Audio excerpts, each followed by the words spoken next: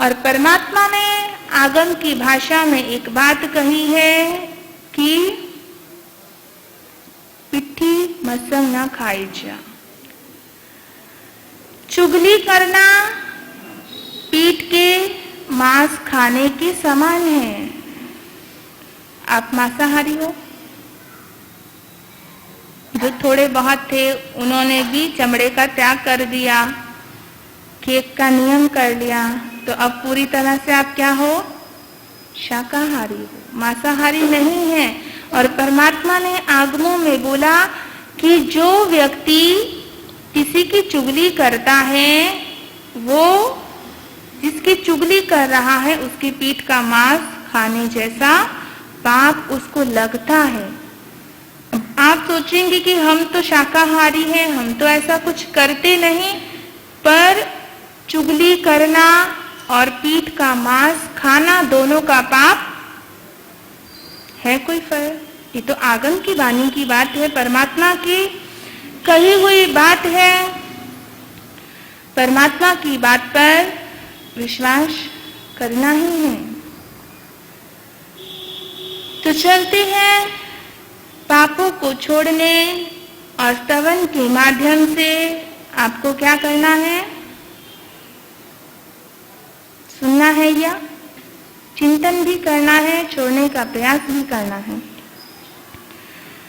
पापों में क्यों खोया जीवन, पापों में क्यों खोया जीवन, कुछ तो धर्म कमाई कर।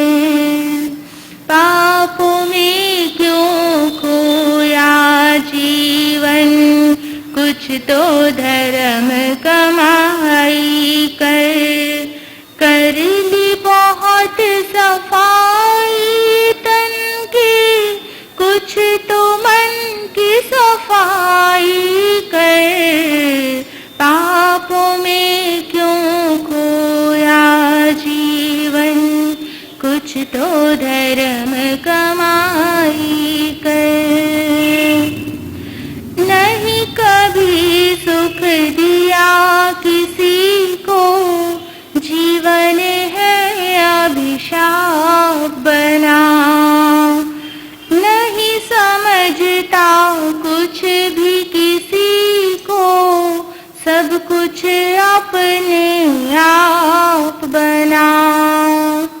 हर दम रहता वदी में आगे, रावण का भी बाप बना।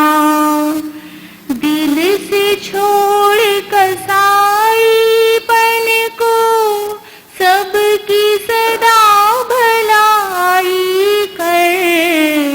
पापों में क्यों खोया जीवन, कुछ तो धर्म कमाई कर।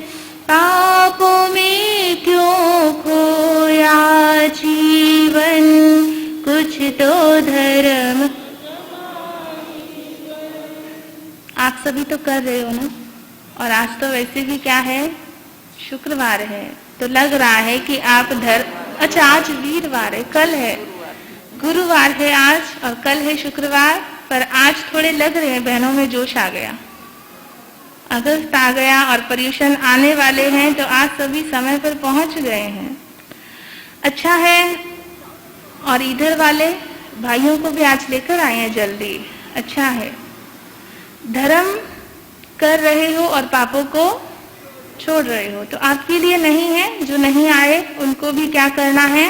कहना है, नहीं ध्यान है रहा कभी भी मर्यादा की रक्षा का, किया अटेंड नहीं कभी भी पीरियड धार्मिक कक्षा का।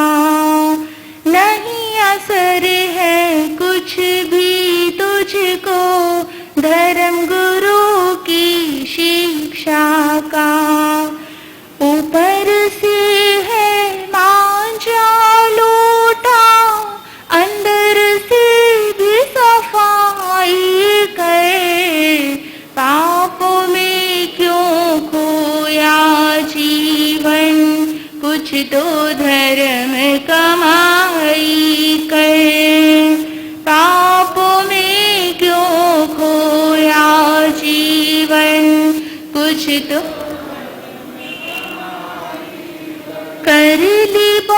बहुत सफाई तन की, कुछ तो मन की सफाई कर, पापों में क्यों खोया जीवन, कुछ तो धर्म कमाई कर। पर आप सभी धर्म की ही कमाई कर रहे हो, आपके लिए नहीं है। आप आ रहे हो, सुन रहे हो और 18 पापों को छोड़ने का प्रयास भी, आधे तो छूट जाएंगे आराम से। तो अब हम चलते हैं अपने पापों की तरफ कि आज का पाप कौन सा है? शून्य। अब पापों में कितने पाप ऐसे हैं जिनका संबंध हमारी जिह्वा से है, जीभ से है, टंग से है, समझते हो ना? कितने पाप हैं मालूम है किसी को? ऊंचे भी बोलोगे तो थोड़ा बोल दो कॉन्फिडेंस से। चलो मैं बोल देती हूँ। कितने पाप ऐसे हैं जिनका संबंध केवल जिह्वा से है और किसी से नहीं है? दूसरा है मृषावाद और क्रोध। क्योंकि क्रोध आया, अगर कुछ नहीं बोले तो लड़ाई, और अगर बोल दिया तो ठीक है। और क्लेश किससे होता है? बोलने से। अभ्याख्यान, पैशून्य, पर परिवार और माया, कितने पाप हैं? इनका संबंध किससे है? केवल जिह्वा से। जिह्वा संभली तो जीवन अपने आप संभल जाएगा। बस जीभ को एक बार संभाल लेना तो जीवन के आधे पाप अपने आप मिटते जाएंगे। कभी कभी मुझे लगता है कि महापुरुषों ने कहा कि गृहस्थी जो संसार है वो 18 पापों में क्या रहते हैं? लिप्त रहते हैं। पर अगर प्रैक्टिकल देखा जाए तो 18 के 18 पाप होते हैं आपसे। छोड़ना चाहो तो आराम से, बहुत आसानी से छोड़ सकते हो। तो आज का जो पाप है पैशून्य का, जिसको आप अक्सर दो बहनें बैठ जाएं, कोई भी दो व्यक्ति बैठे हों, तो हम क्या कहते हैं? किसी की निंदा चुगली। पर यहाँ पर हमने पहले निंदा को लिया है, बाद में चुगली को। चुगली को पहले लिया है, बाद में निंदा को। अब आप सोचेंगे कि निंदा और चुगली में कोई फर्क है? जानेंगे हम बहुत बारीकी से। चुगली, इसमें 3 व्यक्तियों का होना जरूरी है।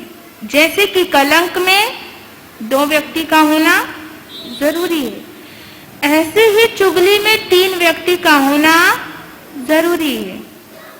जैसे हमारी ललिता बहन ने सीमा से कुछ कहा, फिर सीमा ने आगे नीलम जी से कुछ कहा, तो क्या बन गया? ट्रायंगल।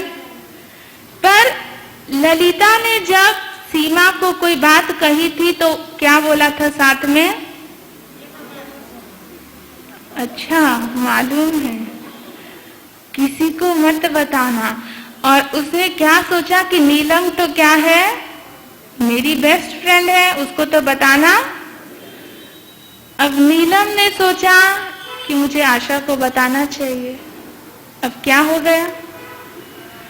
जहां पर आप मना करते हो कि ये बात किसी को नहीं कहना, और वही बात क्या हो जाती है? ज्यादा बढ़ जाती। कहते हैं कि आप आजकल मीडिया से कोई प्रसार करते हो, आजकल का माध्यम मीडिया है, सामने कैमरा है, यूट्यूब है, फेसबुक है, व्हाट्सएप है। पर पुराने जमाने में ना, बिना मीडिया के, बिना किसी के, बात बहुत जल्दी लीक हो जाती थी। समाचार जो किसी को नहीं भी पहुंचाने होते, वो भी मालूम है कैसे? एक बहन ने दूसरी को बोला और दूसरी ने क्या बोला, आगे किसी को मत बताना। और आगे मत बताना अगर बोल दिया तो वो बात बहुत जल्दी, और जिसको आप जो संदेश देना चाहते हो वो नहीं मिलेगा, पर जिसको छुपाना चाहते हो वो जल्दी से लीक हो जाता है। ऐसा अक्सर होता है। तो चुगली किस कारण से कोई व्यक्ति करता है, पैशून्य का पाप क्यों करता है? क्योंकि कल भी मैंने बोला कि किसी की बढ़ाई, किसी का मान, किसी का सम्मान कोई देख नहीं पाता। अब किसी ने बोला कि अर्पिता जी साहब स्तवन बहुत सुंदर गाते हैं, हो सकता है मेरे से जलने वाला कोई हो तो वो साथ में क्या कहेगा, अरे तुझे मालूम है स्तवन अच्छा है पर गुस्सा बहुत है, साथ में ही बोल देगा। क्योंकि आपकी आदत है कि अर्पिता जी महाराज का स्तवन बहुत अच्छा लगा, पर उसने क्या देखा, गुस्सा देखा। तो जो चुगली करने वाला व्यक्ति है उसको कभी अच्छाई कितना भी दिखाना, सुअर को देखा है, शुकर को आपने कभी, पिग इधर सुअर ही बोलते हैं, शुकर बोलते हैं वैसे उसको आप आम का शीरा रख दोगे, खिलाओगे, खाएगा, किधर जाता है? कितने अच्छे भोजन की थाली रख देना, पकवान रख देना, पर वो वहां जाता है क्या? उसका ध्यान कहां पर है? विष्ठा पर, मलमूत्र पर, गंदगी के ढेर पर। क्योंकि उसको क्या पसंद है? मलमूत्र। तो उसका स्वभाव है, उसकी आदत बन चुकी है, वही खाना उसको अच्छा लगता है। तो चुगलखोर को भी क्या अच्छा लगता है? हमेशा उसका ध्यान किसी की बुराई पर ही रहता है। आज भारत में जो संस्कृति है वो अच्छाई नहीं देखते, क्या कर रहे हैं? बुराई पर ध्यान। कोई समाज में अच्छा कर रहा है, आगे बढ़ रहा है, पर उसको बुरा बुरा कहकर के क्या करते हैं? नीचे उतार देते हैं। या जहां जिस कंपनी में वो काम करता है वहां के मालिक को कुछ सिखा देते हैं, वहां के नौकरों को कुछ कह देते हैं, इसके लिए उसका प्रोग्रेस नहीं हो पाता।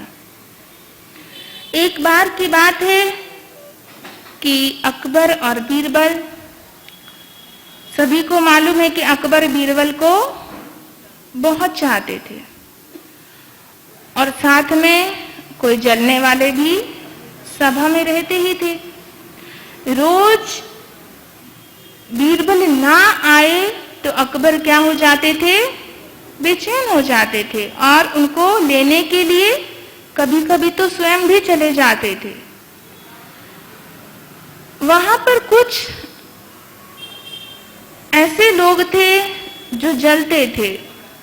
उसमें एक सैनिक भी था, एक पहरेदार भी था, जैसे सिक्योरिटी गार्ड वाला आजकल रहता है।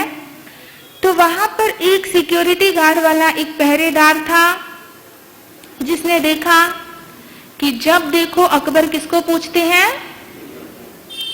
कुछ करना चाहिए, क्या किया जाए? अकबर को कहने लगा कि महाराज आपको मालूम है कि जो बीरबल है ना उसको बिल्कुल तमीज नहीं है। बादशाह ने बोला क्यों, क्या हुआ?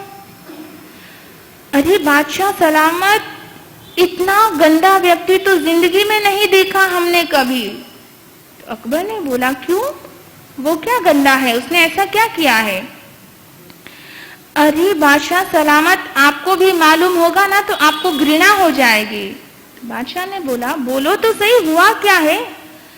अरे बादशाह सलामत, वो इतना गंदगी फैलाने वाला व्यक्ति है, आपको मालूम है कि वो पान खाता है, रामकोट में भी खाते हैं, पीछे दीवार देखो कितनी अच्छी है, हमारे पीछे जो भाई आपके सेवक रहते हैं ना, एक दिन चर्चा चल रही थी मेरी इन लोगों से, तो इन्होंने बोला कि हम एक दिन में 20 पैकेट भी खा लेते हैं। सुन रहे होंगे अभी पीछे मेरी बात, कि एक दिन में 30 पैकेट भी खा लेते हैं। जर्दे के, पान के, कुछ भी हो, बिना खाए नहीं रहा जाता। आप भी इनमें से हैं कि जिनका मुंह भरा रहता है। तो अकबर की बात चल रही है, तो बीरबल क्या है, इतना गंदा है, इतना गंदा है कि महल में जहां कहीं भी क्या कर देता है, थूक देता है। उसको तमीज नहीं है, और आप उसे क्या करते हो, सिर पर चढ़ा करके रखते हो। इसके लिए तो वो क्या है, जहां कहीं भी थूक देता है। और आपको अक्ल देनी चाहिए, उसको समझाना चाहिए कि आगे से वो ऐसा ना थूके। अब बीरबल दरबार में पहुंचे। अकबर देख रहे हैं, और बात किसकी, उस पहरेदार की दिमाग में आ गई कि अभी भी बीरबल के मुंह में क्या है, पान है। क्योंकि राजा लोग कान के क्या होते हैं, तो दिमाग में बात बैठी थी, और आते ही आज कुछ सवाल नहीं, आज कुछ नहीं, सीधा बोले, बीरबल तुमको मालूम है पीक कहाँ थूकनी चाहिए? पीक बोलते हैं ना, पीक कहाँ थूकनी चाहिए? तो बीरबल को भी क्या सूझा, बीरबल ने बोला, महाराज मुझे तो मालूम नहीं है, आप बता दीजिए कहाँ थूकनी। तो वो पहरेदार उठकर के बोला, जिसने कुछ आग लगाई थी, उसने बोल दिया कि महाराज ये तो सारी सभा को मालूम है कि जो जगह काम की ना हो वहां पर थूक देना चाहिए। तो अकबर ने बीरबल से कहा कि अब तुम्हें समझ में आई, मामूली से पहरेदार को भी मालूम है कि कहां पर थूकना चाहिए, और तुम इतने बड़े हो और तुमको अक्ल नहीं है कि कहां थूकना चाहिए। बीरबल खड़ा हुआ और वो जो पहरेदार था उसकी आंख के ऊपर थूक दिया। अब उसको गुस्सा आया। अकबर ने पूछा कि पागल हो क्या, अभी तुमको ये बात समझाई है कि जो जगह काम की ना हो वहां पर, और तुमने क्या किया, इसकी आंख में थूक डाला। तो बीरबल ने कहा, महाराज ये एक आंख से काना है, इसकी एक आंख कोई काम की नहीं है, इसके लिए मैंने क्या किया, जो जगह काम की ना हो वहां पर। अब आप भी ऐसे मत करना, क्योंकि आपको उल्टा रिप्लाई भी मिल सकता है इसके लिए। तो क्या हुआ, तो कहने का तात्पर्य कि बीरबल समझदार था, पर ईर्ष्या करने वाले ने क्या किया, अकबर को भी भड़का दिया। भड़काने वाला कभी भी कोई भी मौका छोड़ता नहीं है, कभी भी उसको कुछ ना कुछ किसी के प्रति कहना है, भड़काना है। एक बात आपने सुनी होगी, चमचागिरी सुनी है? जो चमचागिरी, जो चम्मच होते हैं ना, आपके वैसे मारवाड़ में अच्छा है कि चम्मच होते ही बहुत कम है। आप किससे खा लेते हो? अच्छा है, बचे हुए हो चम्मच से। पर जहां पर चम्मच होते हैं वहां पर चमचों का काम क्या रहता है, एक को सिर पर चढ़ा लेना और दूसरे को। तो अगर ऐसे व्यक्ति हैं तो ऐसे व्यक्तियों से क्या करना है, बच कर के रहना है। अगर आपकी जिंदगी में भी कोई चमचागिरी करे तो ये मत समझना कि ये व्यक्ति बहुत अच्छा है।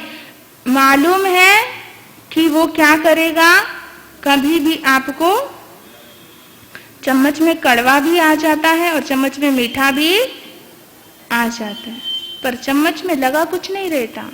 चम्मच कितना भी परोस दे पर स्वयं क्या रहता है, खाली ही रहता है, भूखा ही रहता है। तो इसी प्रकार जो व्यक्ति चुगली करता है वो दूसरे की बुराई तो निकालता जाता है, पर अपने अंदर गुणों से क्या हो जाता है, खाली हो जाता है। अगस्तीन एक बहुत बड़े दार्शनिक हुए हैं। उन्होंने अपने घर के अंदर दीवार पर लिखा था कि यहाँ चुगलखोरों के लिए कोई स्थान। तो एक दिन की बात है कि उनके बहुत से दोस्त आए और बहुत से दोस्त चर्चा कर रहे हैं। उनमें से एक दोस्त आ नहीं पाया, कोई परेशानी आ गई, कोई समस्या आ गई।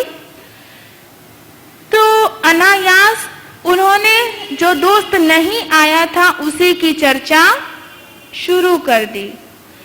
और जब आप किसी सभा में बैठे होते हैं या आपका कोई मंडल है, आप किसी किट्टी में हैं, अगर आपकी एक फ्रेंड ना आए तो गुणगान गाते हो या? वो तो है ही ऐसी, महीने में 2 दिन आएगी, 10 दिन क्या करती है, उसी का काम ज्यादा है, हमको काम नहीं है, यही कहते हैं अक्सर। तो वहां भी ऐसे चर्चा जब चल पड़ी तो अगस्तीन उठे और दीवार पर जो वाक्य लिखा था कि चुगलखोरों का यहाँ आना, उसको मिटाने लगे। अब मित्रों ने देखा, अरे क्या कर रहे हो, मिटा क्यों रहे हो? बोले कि या तो तुम मेरे घर से चले जाओ या मुझे ये वाक्य को मिटाना पड़ेगा, क्योंकि मैंने मेरे घर में चुगलखोरों को आना मना किया है और तुम बैठे हो, तो इसका मतलब ये अक्षर क्या करने पड़ेंगे? दोनों में से एक ही बात सच हो सकती है, दोनों सच नहीं हो सकती। इसके लिए तुम्हारे लिए इस घर में जगह नहीं है, नहीं तो ये वाक्य मुझे मिटाना पड़ेगा। अगर इतना विवेक किसी व्यक्ति को हो तो वो तारनहार आत्मा बन जाती है। तो परमात्मा महावीर ने क्या कहा? हर संदेश में ये कहा है कि निंदा चुगली करनी है ना? नहीं कर। आप सोचते हो बाप जी आजकल 2-2 जन रहते हैं, 3-3 जन रहते हैं, किसको मौका है, किसकी चुगली करते हैं? पर जियो ने और फ्री कर दिया। कितना फ्री कर दिया ना जियो ने। हमारे भाइयों को तो वैसे नेट से फुर्सत नहीं मिलती है और बहनों को चलो फ्री में है, बिल नहीं भरना तो 1 घंटा एक फ्रेंड का टॉपिक ले लिया, फिर दूसरी फ्रेंड का टॉपिक ले लिया, तीसरी फ्रेंड का, आराम से जियो ने जीना अच्छा कर दिया। आज क्या कर रहे हो? कभी फोन पर उसकी बात कर, कभी किसकी बात कर, काम की बात तो 2 भी नहीं होगी। तो फोन रख, इनको जल्दी पड़ी है, बाद में करती हूँ। 1 घंटे से क्या कर रहे थे? 1 घंटे से क्या कर रहे थे? बातें ही तो कर रहे थे। बेचारे इधर वाले सुन सुनकर पक जाते हैं, पर आप क्या हो जाते हो? तो ये भी एक माध्यम है, व्हाट्सएप है, फोन है, जो भी है वो सब चुगली के ही माध्यम है कि हमें कोई बात पता चलती है तो फट से, वैसे किसी की याद नहीं आती, पर जैसे ही कोई नई बात पता चली है तो क्यूरियोसिटी रहती है कि किसी को, मैंने नहीं बोला, आप खुद ही बोल देते हो। पेट में गड़बड़ हो जाता है, खाने के गड़बड़ हो जाए तो इनो लेने से, हाजमोला लेने से ठीक हो जाती है, पर किसी बात की गड़बड़ हो जाए तो क्या हो जाती है फिर? कि जब तक वो बात निकल नहीं जाती तब तक रोटी भी हजम नहीं होती, कितनी भी इनो ले लेना। तो ऐसा क्यों होता है? मुंह को बंद रखना थोड़ा मुश्किल है। धन्य है जो मौन की साधना कर लेते हैं, पर हमारे ऊपर कंट्रोल नहीं कि किसी बात को सुनकर के हम उसको ऐसे कर लें, थोड़ा सा ऐसे कर लेना। हाजमोला ले लेना। पर तो ऐसा गुजारा नहीं चलता, इसमें भी पाप लगता है कि कुछ भी हुआ, कुछ भी होने वाला है, उससे अपना फायदा नहीं, अपना नुकसान नहीं, आपको बीच में दलाली मिलती है। पुण्य की मिले या ना मिले, पापों की जरूर मिल जाती है। तो परमात्मा ने क्या कहा? वीर का संदेशा है सुन लो सुखदाई, वीर का संदेशा है सुन लो सुखदाई, पापों के आचरण से पापी है कहलाए। ला ला ला ला ला ला ला ला ला ला ला। वीर का संदेशा है सुन लो सुखदाई, वीर का संदेशा है सुन लो सुखदाई, पापों के आचरण से पापी है कहलाए। ला ला ला ला ला ला ला ला ला ला ला। मैं और मेरा करने में समय गवाया, कर्मों के खेल को तू समझ न पाया।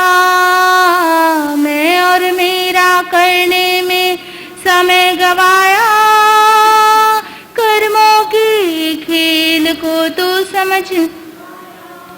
तेरा मेरा ना कर क्लह कभी ना कर, तेरा मेरा ना कर क्लह कभी ना कर, लड़ाई झगड़ा ना कर पापों से तू बच। ला ला ला ला ला ला ला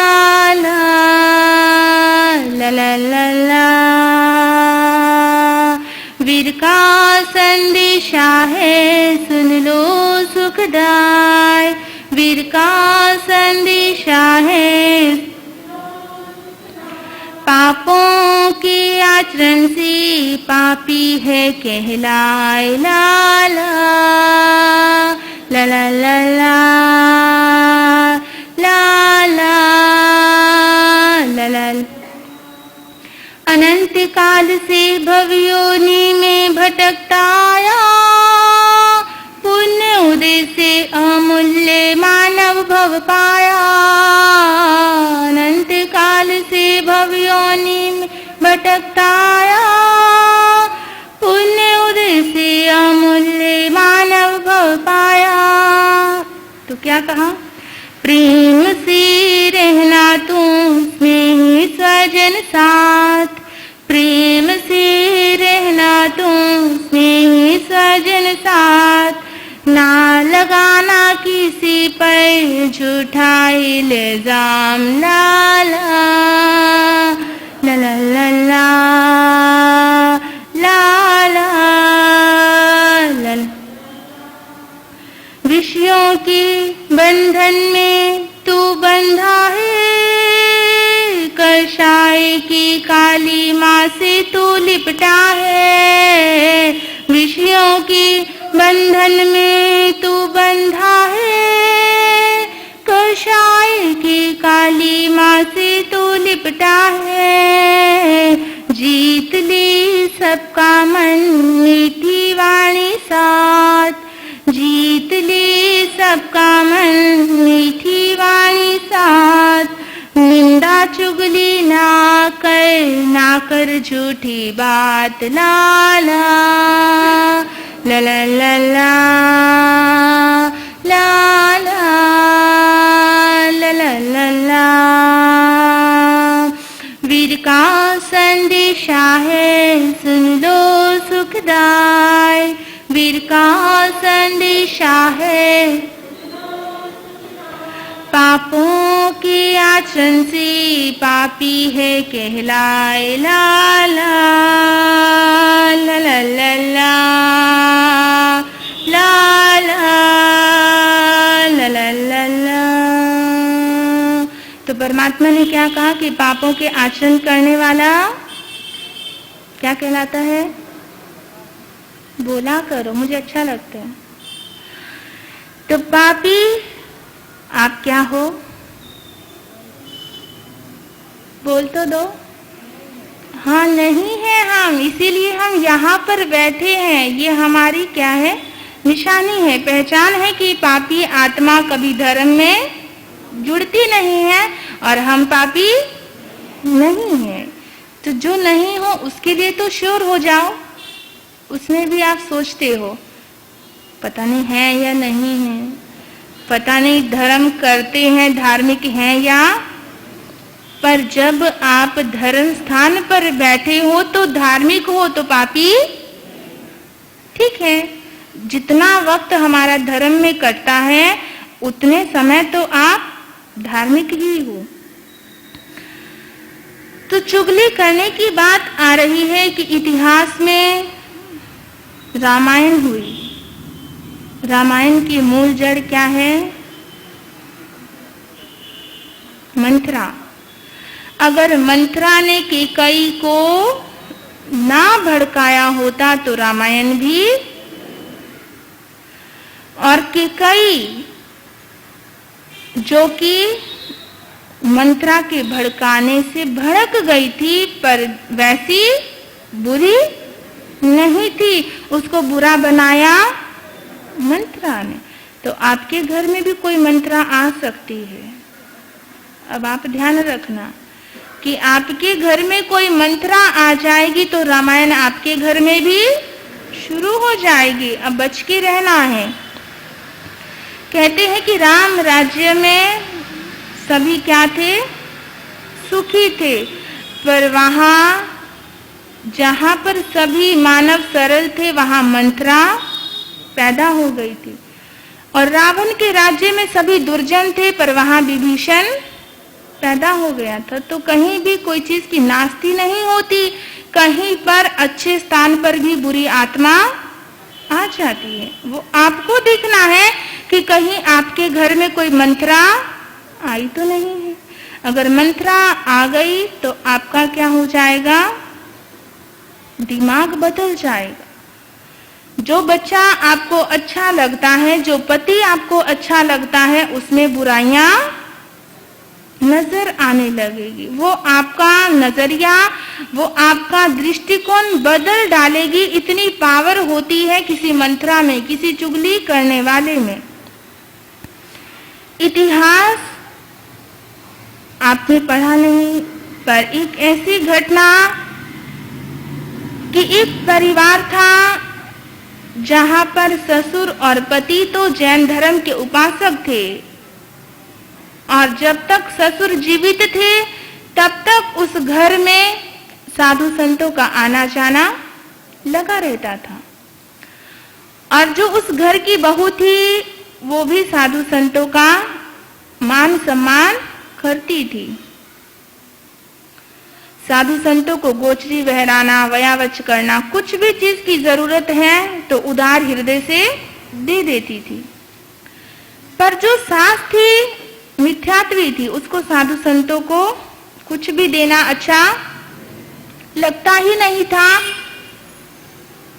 और एक दिन ससुर इस दुनिया से विदाई ले गए, और ससुर तो इस दुनिया से विदाई ले गए, और बहू का नाम था अंबिका। बहू का नाम अंबिका था, और वो अंबिका जिसको साधु संतों का घर पर आना बहुत अच्छा लगता है, खुश रहती थी साधु संतों को देख करके। तो अब ससुर के जाने के बाद घर में किसकी चलने लगी? चलती है, किस्मत वाले हो जिनकी चलती है।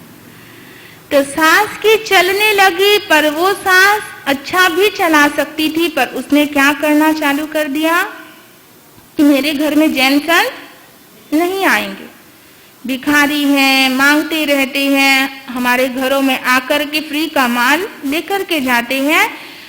उसको अच्छा नहीं लगता था कि हमारे घर से कुछ भी दूं।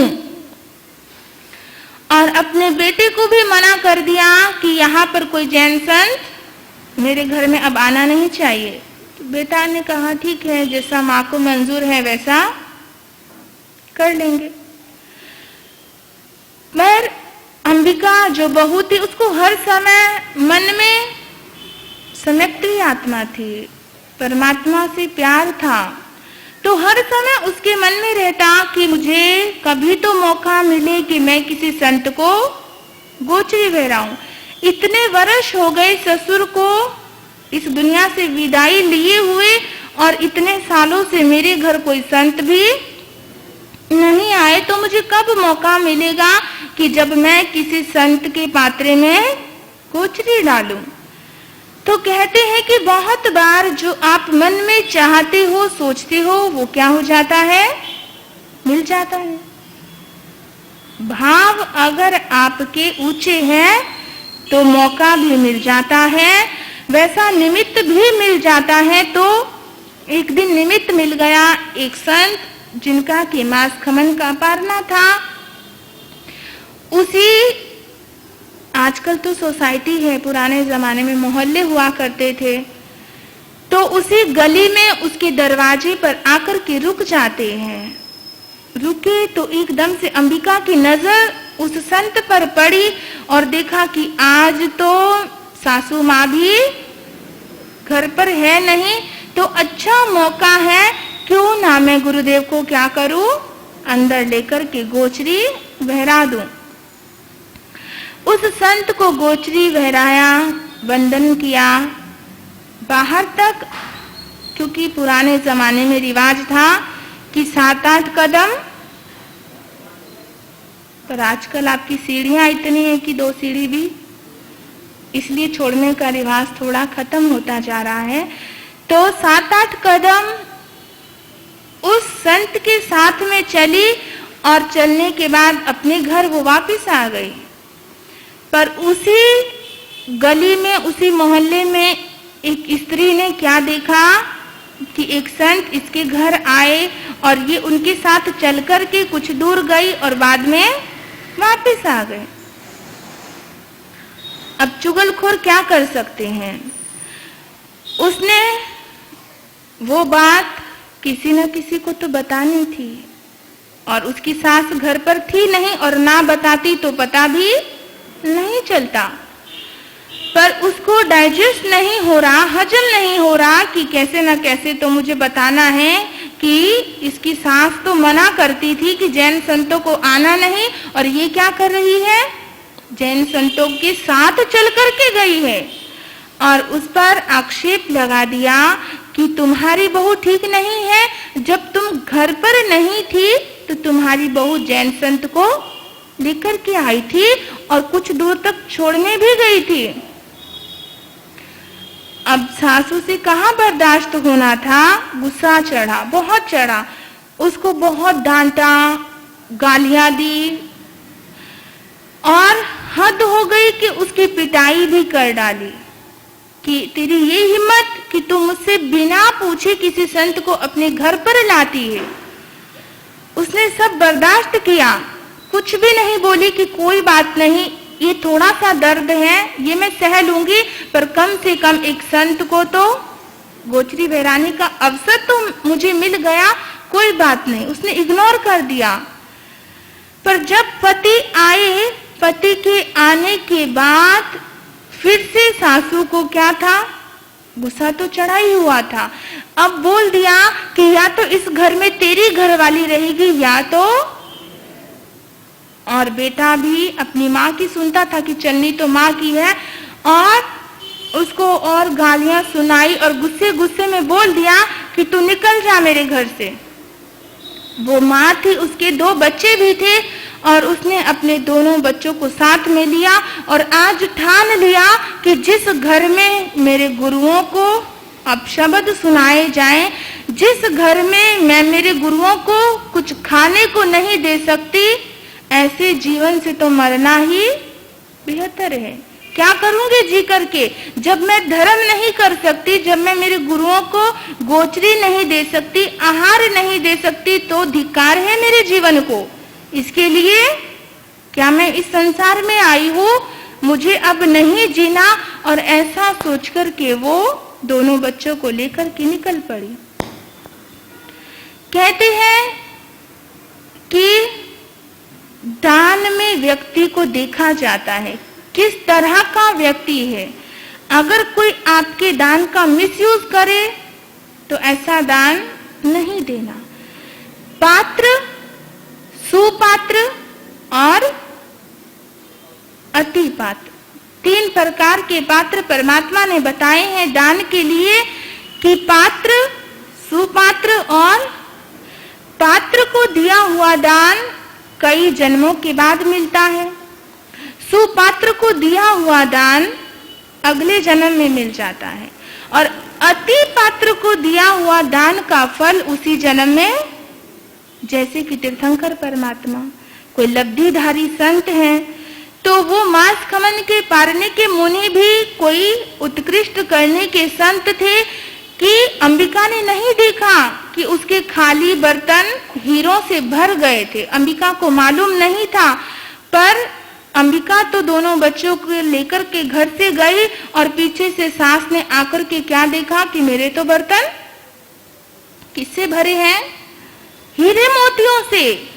मूला सेठानी ने भी यही तो देखा था कि मेरे घर में मोहरों की बारिश हो रही है, तो उसने देखा कि मेरे बर्तन तो हीरे आदि से भर गए हैं, क्योंकि वो संत के शुभ परमाणु वहां पर छूटे थे, परमाणु पुद्गल वहां पर थे। इसके लिए उसके विचारों में क्या होने लगी, परिवर्तन होने लगा और अब सोचने लगी अरे मैं पागल हूँ, यूं ही बहू को डांटा मारा, अच्छा था कि रोज रोज संतों को लाएगी और रोज रोज, क्योंकि आपको भी ऐसे संत मिल जाए तो फिर तो जो को इडली सांभर को डोसा को बड़ा को सब तैयार है ना। पर उसको उस दिन लगा कि अरे क्या हो गया, मैंने क्यों डांटा अपनी बहू को और बेटे को सारी बात बताई कि अरे तू जा जल्दी से, अच्छा है काम की बहू है, अगर ऐसे रोज संत आते रहेंगे तो अपना तो भंडार भर जाएगा। और बेटा भागा, दूर से देखा अंबिका को जाते हुए, आवाजें लगा रहा है पर अंबिका सुन नहीं रही, भाग भी रहा है पर पकड़ नहीं पा रहा। और अंबिका ने देखा कि मेरे पति पीछे आ रहे हैं तो मन में सोचने लगी कि पता नहीं अब कौन सी मौत मारेंगे, पता नहीं मुझे क्या कुछ कहेंगे और मैं मेरे देव गुरु धर्म के लिए कुछ भी सुन नहीं सकती हूँ, अब मेरे में हिम्मत नहीं है। और कुछ दूर जाकर नवकार महामंत्र का स्मरण किया, अपने इष्ट देव को याद किया और कहा कि प्रभु ऐसे नरक में रहने से अच्छा कि हर जन्म में मुझे आपकी शरण देना जहां पर मैं धर्म कर सकूं, पर उस घर में मैं दोबारा, क्योंकि वहां पर मेरे गुरुओं को आने के लिए मनाही है, इसलिए अब मैं वहां जाना नहीं चाहती। तो दोनों बच्चों को पकड़ के बच्चों के समेत कुएं में छलांग लगा दी। कुआं सूखा था, उसी समय तीनों का सिर जमीन से लगा और मृत्यु को प्राप्त हो गए। पति आकर के देखता है पर तीनों क्या हो चुके थे, मर चुके थे। मालूम है वो कौन है, मालूम है आपको ये कौन है अंबिका। मरने की बात वही औरत, वही स्त्री, कोई और नहीं, परमात्मा अरिष्ट नेमि की शासन देवी बने, क्योंकि उनकी शरण को स्वीकार किया था और मांगा था कि मैं और कुछ नहीं चाहती, बस आपकी शरण में ही आना चाहती हूँ। आपने बहुत बार चित्र को देखा होगा अंबिका देवी के कि एक बालक गोदी में होता है और दूसरा उंगली में पकड़ा रहता है, तो वो अंबिका देवी जो परमात्मा अरिष्ट नेमि की शासन देवी माता बने। तो कहने का तात्पर्य कि चुगलखोर चुगली लगाकर के किसी का घर उजाड़ने का प्रयास करते हैं, पर अगर आप मजबूत हो, अगर आप स्ट्रांग हो तो आपका कोई कुछ, पर आप अगर कान के कच्चे हो तो क्या हो जाएगा, घर बिखर जाएगा। तो घर नहीं तोड़ना और सबसे बड़ी बात कि किसी की चुगली भी नहीं करनी। आपने जैसे सौगंध लिया कि चमड़े की चीज नहीं यूज करनी, तो वैसे ही सौगंध लेना है कि आगे से चुगली भी, इधर से थोड़ा आवाज आनी चाहिए, चुगली, हाँ अच्छा लगा, और इधर वाले भी बोल सकते हैं। वैसे आपका ये काम नहीं है, आपको तो बहुत से काम हैं, इसके लिए आप कम करते हो, पर फिर भी नहीं करनी।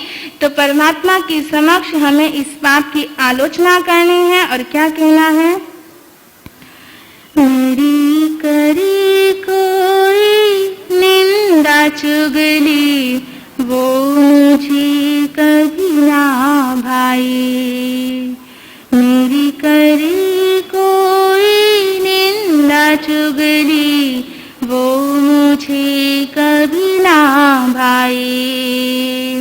जब दूसरों की बात हो हंस हंस की निंदा की जाए, जब दूसरों की बात हो हंस हंस की निंदा की जाए, भव भव में पाप पे शून्य का मुझको न लागे प्रभु,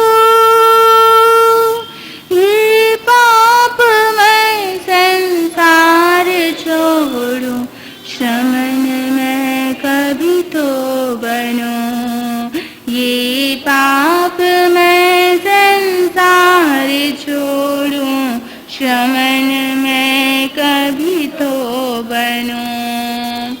कि हे प्रभु मेरे जीवन में वो पल आए कि जब मैं दूसरों की निंदा चुगली करता हूं तो 2-2 घंटे भी, और एक बुराई अगर मेरी किसी ने मुझे भी कह दी तो उससे कनेक्शन ही क्या हो जाता है, ये तो है ही ऐसा, इसको तो सारा दिन क्या है मेरा यूं ही दिखता है। पर हम ये नहीं देखते कि हमें भी दूसरों का यूं ही दिखता है। तो अगर हम दूसरों की निंदा चुगली करते हैं और हम खुद की एक भी बुराई सुनना पसंद करते हैं, अब मैं कहूंगी कि रामकोट वाले बहुत बेकार हैं, अच्छा लगा, आप बाद में क्या सोचोगे, बाप जी के तो नखरे बहुत हैं, इतना सब करते हैं तब भी आप ऐसा सोचते हो, और क्या करेंगे। तो ऐसा ही सोचना कि किसी के लिए अगर अच्छा बोल सको तो अच्छा है, पर बुरा क्यों बोलना, बुराई क्यों करना। जब हम बुराई को सुन नहीं सकते तो दूसरों की बुराई करना भी नहीं है, क्योंकि परमात्मा ने करना, कराना, अनुमोदना तीनों का दोष बोला है कि रेशों में कुछ फर्क है।